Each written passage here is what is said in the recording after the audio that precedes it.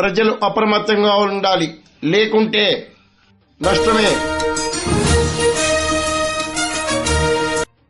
ప్రస్తుతం జిల్లాలో చోరీలు అధికంగా ఉన్నందున ప్రజలు అప్రమత్తంగా ఉండాలని పెద్దాపురం డీఎస్పీ శ్రీహరిరాజు ఆధ్వర్యంలో పోలీసులు ప్రత్యేక అవగాహన కార్యక్రమాన్ని పెద్దాపురంలో నిర్వహించారు. సర్కిల్ ఇన్స్పెక్టర్లు క్రాంతికుమార్, కృష్ణ భగవాన్ ప్రజలకు ప్రత్యేక సందేశం అందించారు. ఎస్ఐ మౌనిక తదితరులు పాల్గొన్నారు.